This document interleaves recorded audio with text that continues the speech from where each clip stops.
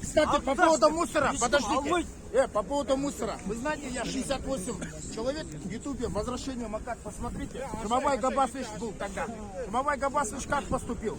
Части мне привели, некие давление оказали, что и думает, а потом они испугались. Потому что я начал тогда первый раз, знаете, государственное частное партнерство привлекал деньги. Представляете, посмотрите. Да, государственное частное партнерство привлекал. Это инвестиции, социальный инвестпроект. По части Алдарда Кисов, Жумабаймен обход жасады. После этого 68 подписей был в законном основании. Первый, любой ютубта возвращение Макартесин Меншхам. И по части, вот представляете, Куаншпада Сурский Амирдин, мародер чистой воды. Этот человек на сегодняшнем во главе государства, он, если станет, не дай бог таких людей, Куанышқа барган, Куаныш Бетмесемба, ой, вот он сбежал по части. До вас, я вас не обвиняю. Жумабай Габасович, потом Нурлан Аскаровичем вместе как бы перебрали. Теперь, мана мусорда айтып жатқан, брат, бруцеллез, туберкулез, псориаз, все вот эти болезни сіздердің мойныңызда.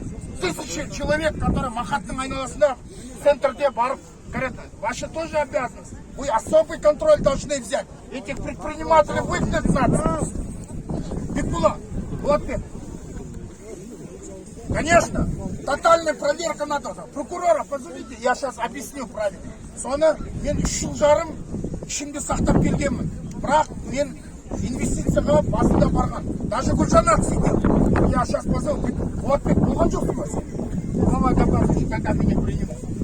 Бүкіл қазақ біледі, Мақаттың ішіндегі ауылым, елім, мусордан бастайықшы деп басында келгенмін. Потом мне, как бы сказать, деликатное давление было. Я ему, знаешь, что сказал? Вот иди к Дарскому суду, вот, прокурору иди местному, иди куда хочешь. Содан кейін Абюке хочешь, если, говорит, өзіңе заявление түсіп жатыр ғой деп. Меня подавили, я не боялся от этого, в самом деле. Шаке, сіз келдіңіз, да, я вижу, что вы взяли особый контроль, какие-то выполняете работу. Но Жумабай Габасович ничего не сделал, поверьте. Вы знаете, что он сделал? 250 мың теңгеге талды кесті кетіп қалды.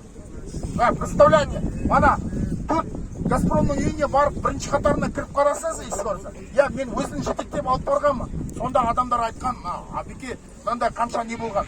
Ютубта қарасаңыздар, сол жерде тұр. Надо. Ол 140 контейнер келу керек. 140 контейнер баланста болған. Вот эта машина, 2 только техники был. После этого КамАЗ приехал. Барлығы білет Махаттың. Содан кейін по части населения. Если вы подоставите 141 миллионов, по-моему, был части по документам, они исчезли. Сыныңыз ғой. Мен оны 141